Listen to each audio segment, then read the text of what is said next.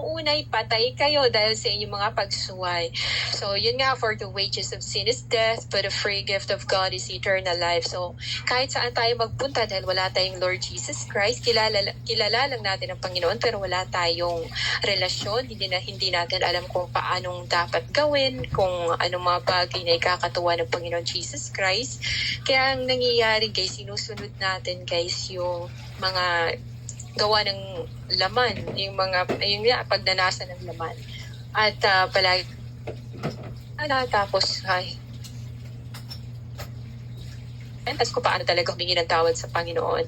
So dati guys, kasi laki akong Katoliko, kaya hindi ko alam paano mag-repent. So ang ginagawa ko guys, nag-aano lang ng rosary, nagro-rosary.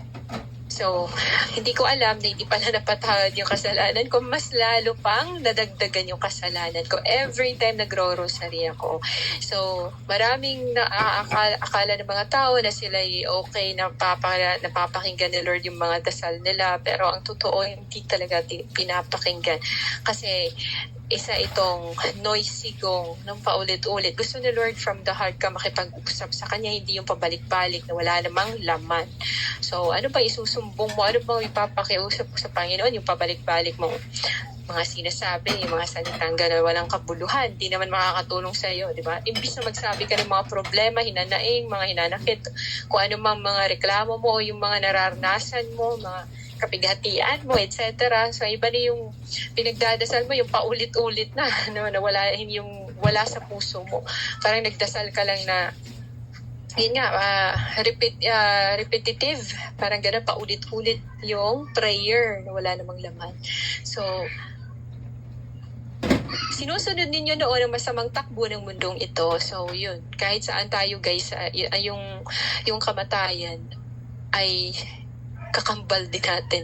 Yun, parang sunod-sunuran sa atin. Naghahanap lang ng tiyempo kung kailan malapa ng kalaban. So, yun yung nangyayari sa mga taong walang protection, kaya nadidisgrasya without protection from the Lord Jesus Christ. So, yun nga. At napailalim kayo sa pinuno ng mga kapangyarihan sa himpapawid ang espiritong naghahari sa mga taong ayaw pasakop sa Diyos. Kasi nga wala pa tayong alam noon kung paano makipagrelasyon sa Diyos, anong gagawin. Diba? Wala nga nagsasabi sa atin noon na magbasa ka ng Bible, mag-pray ka. Wala din nagsasabi sa atin na kapag inaatake tayo ng Diablo, wala nagsasabi sa atin na mag-review ka. So walang nagsasabi sa iyo ng ganun.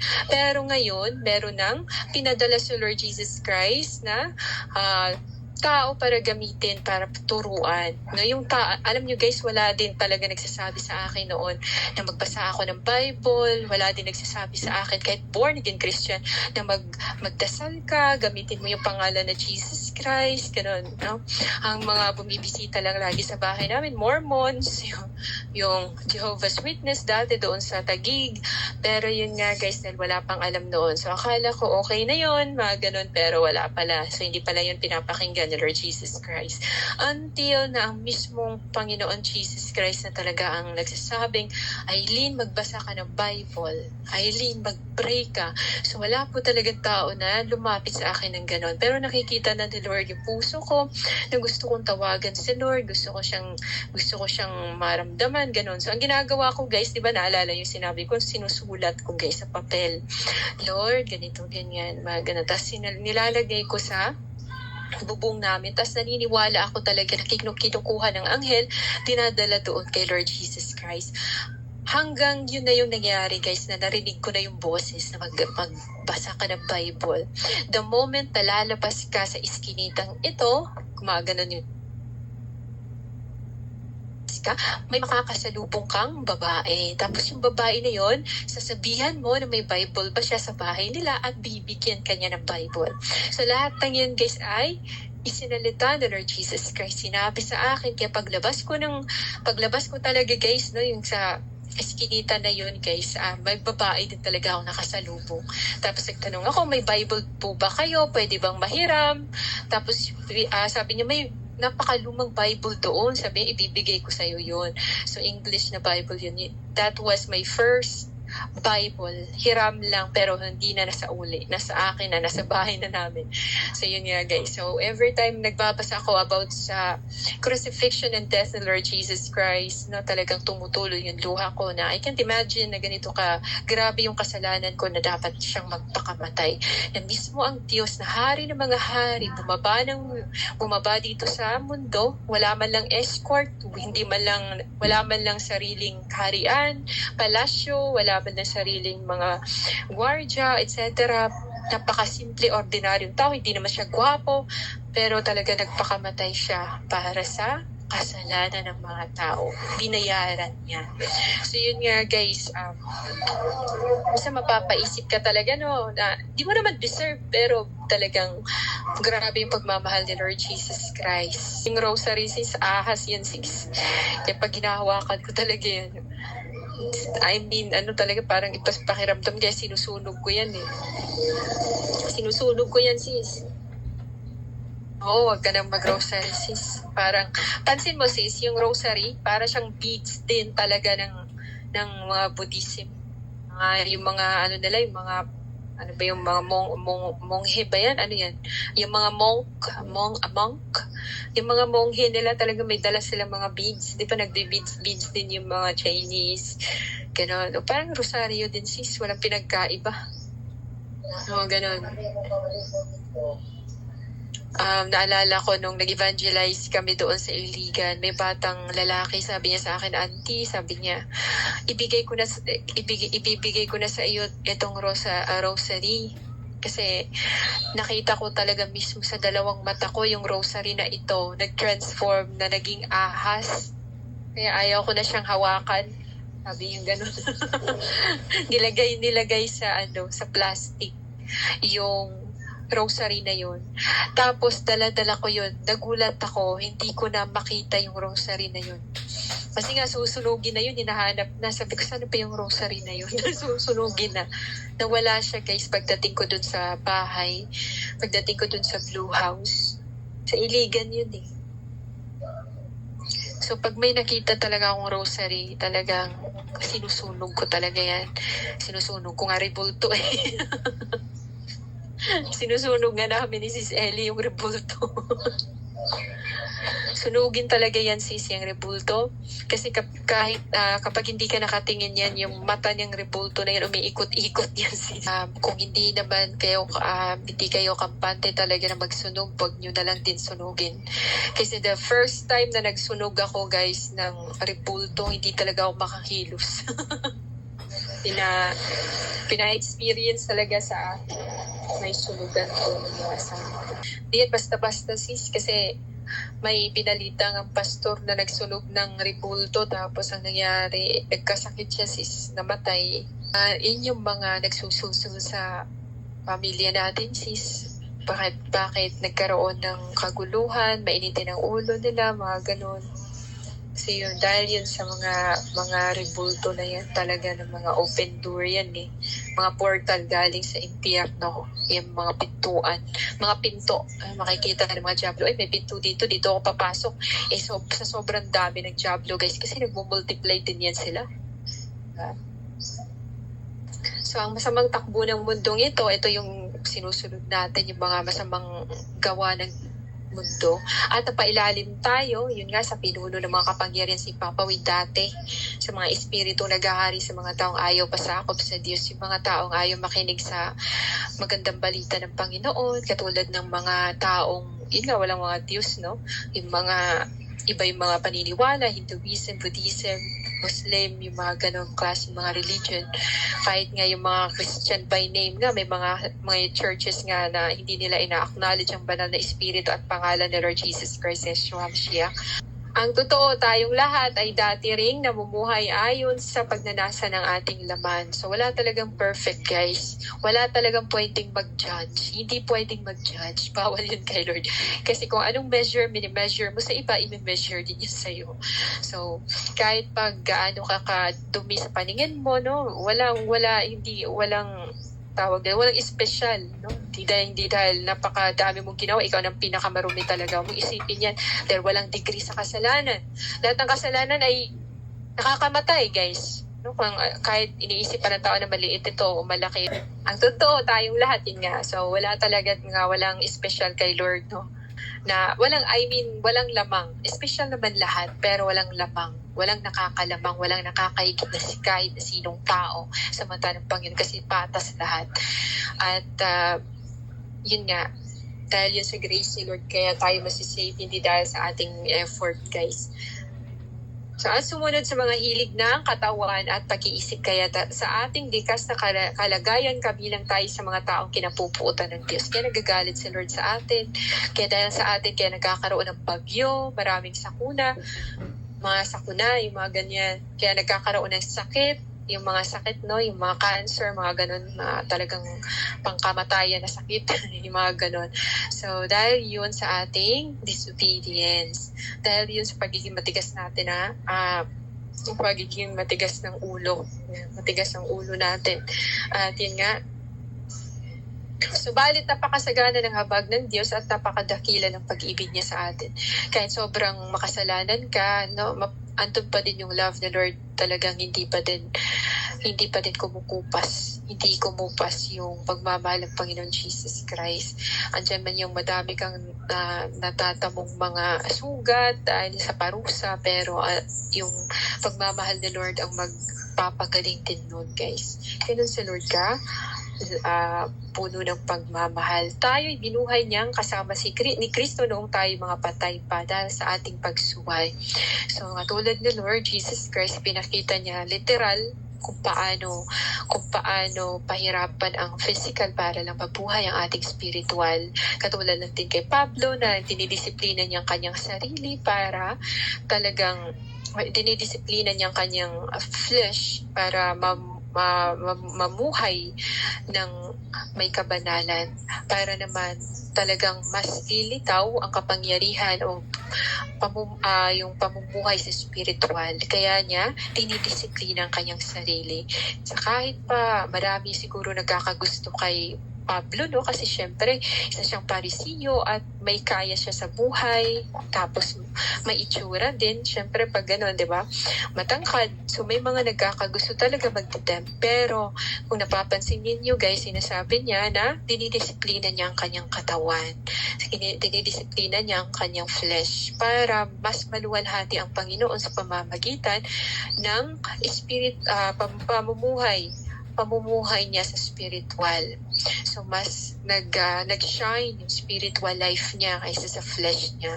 So, kahit pa may mga ganung temptation, impossible na walang magkakagusto, guys. Kasi kahit saan, kahit hindi naman gwapo o maganda, talagang tinetempt ng kalaban. So, ganun ginagawa ni Lilith, guys. Dahil sa ating pakikipag-isa kay Kristo Jesus, tayo muling binuhay na kasama niya upang mamunong kasama niya sa kalangitan. Diba? Para maging makasama ang Panginoon Jesus Christ sa rapture.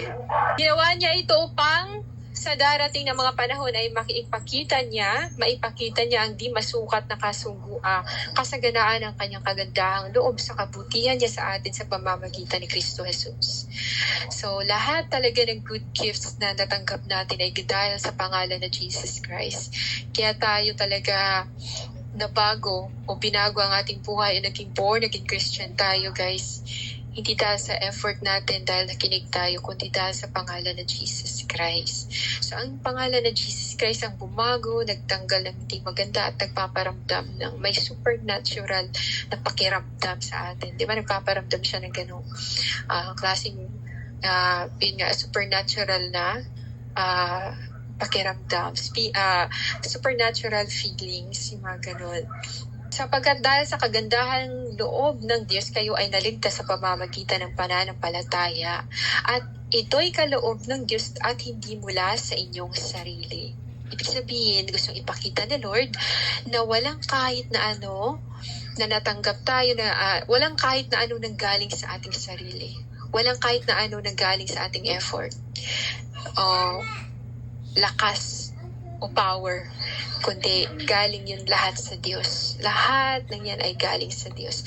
Kaya madaming talagang nagsasabi na, ay, alam mo, pinagsikapan ko yan. Ganun, di ba?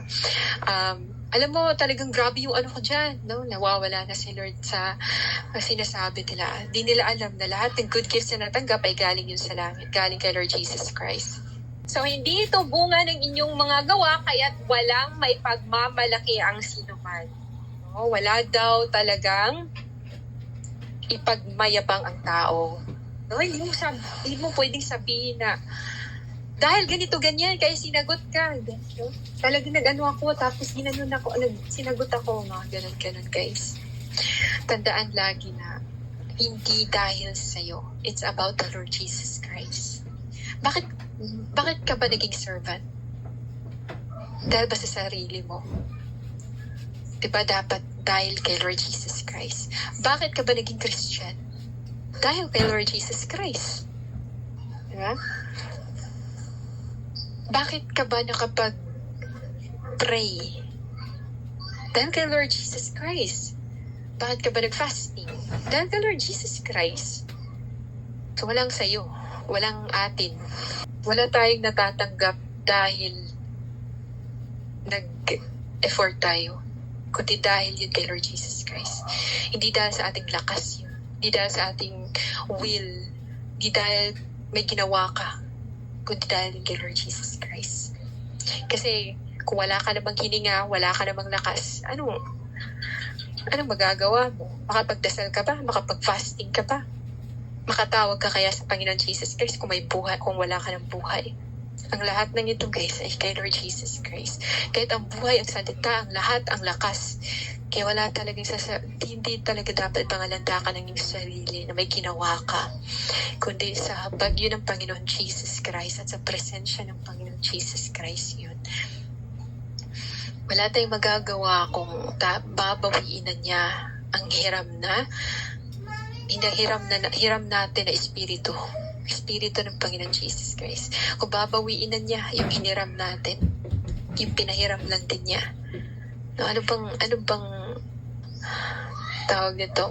Ano bang magagawa ng tao? Wala talaga, guys.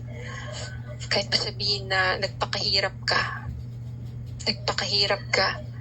wala talagang, kasi ang lahat ng ito, ang lahat ng bagay sa mundo nag-exist dahil sa pangalan ng Jesus Christ.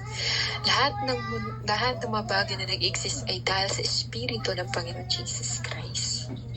Hindi ito bunga ng iyong mga gawa, kaya't hindi ito bunga ng inyong mga gawa, kaya't walang maipagmamalaki ang sino man. Kung hindi ka nga talaga nakinig dahil sa katigasan ng ulo mo, malamang bangkay ka na ngayon, o di kaya skeleton system ka na. skeleton ka na, di ba? Sa katigasan ng ulo natin, guys, sa palaging pagtawag ng Panginoon sa atin, tas hindi natin pinapakinggan. Kaya tayo nadidisgrasya, nagkakasakit, tapos nung lumapit na tayo sa Panginoon, doon natin nalaman, di ba? Yung mga bagay na hindi natin na-experience, na bigla natin na-experience, mga ganun. Noong panahong iyon, hiwalay kayo kay Kristo, hindi ka bilang sa bayang Israel. So, di walag ka, o di kaya di ka sakop kay Lord Jesus Christ. Outsider ka bali. Mga ganun. Tapos nung lumapit ka na kay Lord, nagpasakop ka na kay Lord Jesus Christ, ikaw ay binago ng Panginoon. Binago ang hindi maganda sa'yo, tinanggal ng Panginoon Jesus Christ. Kaya talalahanin ninyo ang dati ninyong kalagayan. No? Yung mga bagay na ginagawa mo noon, nung binago ka na ng Lord Jesus Christ, no? Ay hindi na dapat gagawin. Hindi mo na dapat na entertain yung mga kasalanan na yun. Hindi ka na basta-basta magpapaalipin paulit sa kasalanan, at yung kailangan mo nang tanggalin ng mga hindi mga bisyo, yung mga pagpa-party, yung mga ganon, hindi naman yun makadiyos. Mga bisyo na yun, hindi yun makadiyos, guys. Kaya kailangan talaga yun tanggalin. At process yun. Di instant na talaga, depende yun kay Lord. Pag si Lord Jesus Christ ang kumilos, gagawin yung instant ang lahat. Walang imposible kay Lord. Sabihin mo lang, Lord, tanggalin mo nga to, ayoko na nito. Kung ang bagay na ito ay makakapagpalayo sa akin sa'yo, at hindi ka makakilos powerfully dahil marumi ako o may something sa loob ng katawan ko, tanggalin mo to, Lord. Di ito nakakatulong, tanggalin mo, Lord, masakin. So kung ano ayun nga, ngunit ngayon dahil sa inyong pakikipag-isa kay Kristo Jesus, kayo na dati malayo ay inilapit sa pamamagitan ng dugo ni Kristo. So bakit ka inspired mag-evangelize? Dahil close ka na kay Lord. Kasi mahal mo si Lord. Kasi gusto mo matuwa si Lord. Parang may gusto kang gagawin kay Lord. Para naman may makalapit din kay Lord. Parang tawag nito, para naman sila din ay maka-experience din ng supernatural na presensya ng Panginoon. At yun nga, ay nabubuhay kayo sa mundo ng walang pag-asa at walang Diyos. Grabe yung burden mo, sobrang bigat. Pero nung nakatawag ka na kay Lord Jesus Christ, iniyak mo lang kay Lord, bigla natatanggal. Parang gumagaan, no? Tapos nakikita mo na parang mahirap man siya tingnan, pero pinaprocess ka na Lord, binabago ka na Lord Jesus Christ. So yun nga guys, sapagkat si Kristo mismo ang nagbigay sa atin ng kapayapaan dahil pinag-isa niya ang mga Hudyo at ang mga Hintil. No? Kay Lord Jesus Christ patas. Walang special, walang lamang-lamang sa kanya. No? Lahat patas.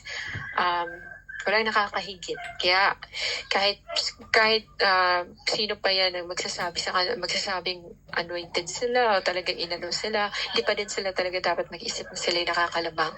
Kasi gagamitin lang sila para sa mas mahal pa, sa iba pang mga mahal na Lord Jesus Christ, sa mas malaking mission sa mundo nito guys, gano'n. So the more ka na makikipag-usap sa Lord Jesus Christ sa'yo, the more ka na maging isang instrumento as humble servant para kay Lord Jesus Christ. Hindi yung ikaw na magmamataas dahil ginagamit ka, dahil kinakausap ka, dahil may mga visions and dreams ka, dahil anointed ka.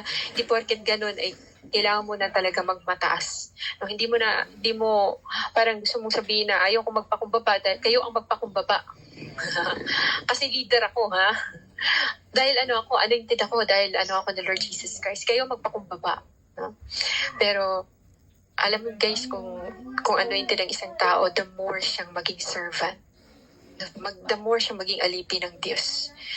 Kung ano may yung mga example ng Lord Jesus Christ as a true servant, ganun dapat ang sinusunod, ang ginagawa ng isang servant, no? Anointed. Tapos, huwag mo ipangalandakan talagang anointed ka, tapos ang mga ginagawa mo hindi maganda, talagang pagtatawanan ka.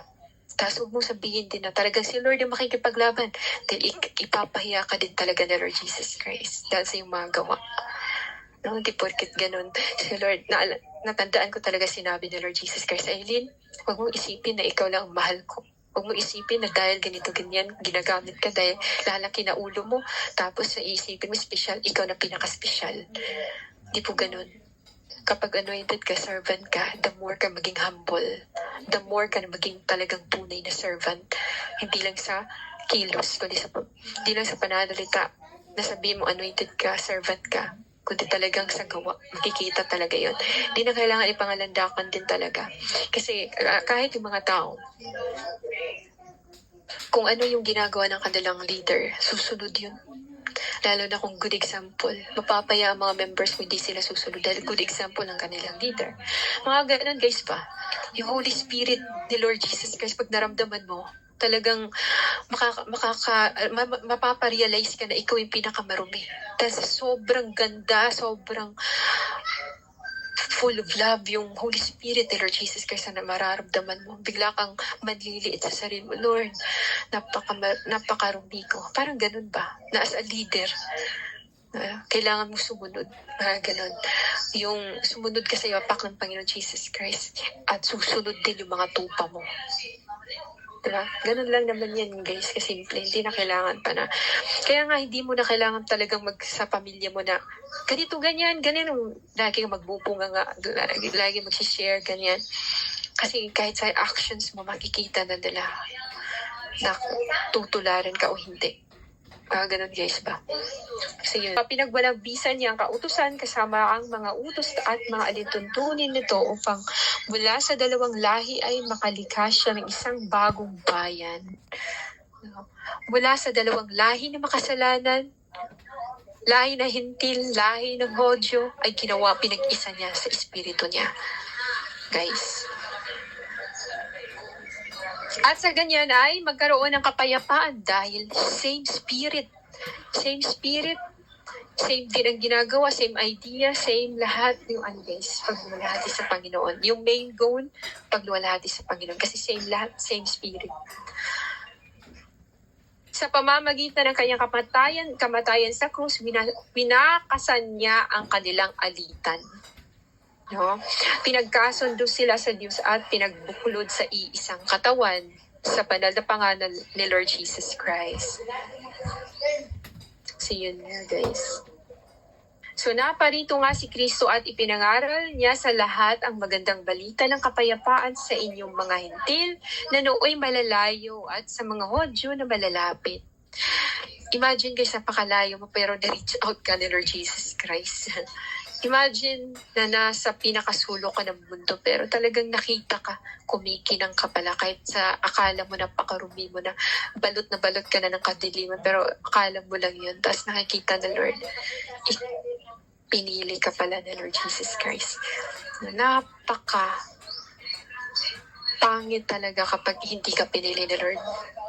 Kasi guys, ang kahihinat na ng kaluluwa ay nakakaawa. Ganun. Dahil kay Kristo tayong lahat ay nakalapit sa Ama sa pamamagitan ng iisang Espiritu, ang banal na Espiritu na Lord Jesus Christ. Sa makatuwid, hindi na kayo mga dayuhan o taga-ibang bansa, kundi mga kababayan na ng mga hinirang ng Diyos at kabilang sa kanyang sambahayan.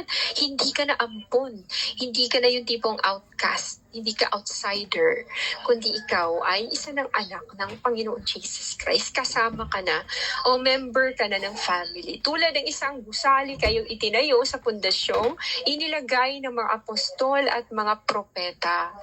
No, yung pundasyon na yun na si Lord Jesus Christ. No, nagtayo ng gusali, no, yung relasyon na yun na nagiging isa talaga, mas nagiging strong, naging isang parang gusali, tapos yung pundasyon mo si Lord Jesus Christ. Dahil yun naman ang dinadala ng mga apostol, ng mga propeta, yung inihayag yung banal na pangalan ni Lord Jesus Christ na isang matibay na pundasyon. Tulad ng isa, yun nga, na ang batong panulukan ay si Kristo Jesus. No, si Lord yung kaya natayong building na yun dahil sa bato ng pangalan Jesus Christ. No? Sa pamamagitan niyang bawat bahagi ng gusali ay nagkakaugnay-ugnay at nagiging isang templo na nakatalaga sa Panginoon. Di ba? Pinag-ugnay, pinagbuklod, pinagdikit-dikit niya at napormang gusali, napormang malakas na relationship o united na grupo. Ganon guys, ang gusto ni Lord Jesus Christ. Sa pamamagitan ng kanyang Espiritu Santo. At nagiging isang templo na nakatalaga sa Panginoon. Dahil din sa inyong pakikipag-isa sa Kanya, kayo man ay sama-samang itinatayo bilang tahanan ng Diyos sa pamamagitan ng Espiritu. Yun, napakagaling ng Panginoon Jesus Christ. Dahil sa Espiritu ng Lord, kaya tayo nabukulot, guys. Kaya tayo may Bible study until this moment. Until this very day. Kaya tayo guys nakapag-continue. It's not because nag-effort tayo talagang mag-exert ng effort na mag-spend ng araw para mag-Bible study. Hindi po ganun yun.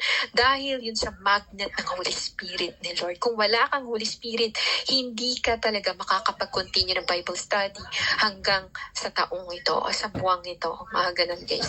Dahil yun sa gawa ng Espiritu ni Lord Jesus Christ.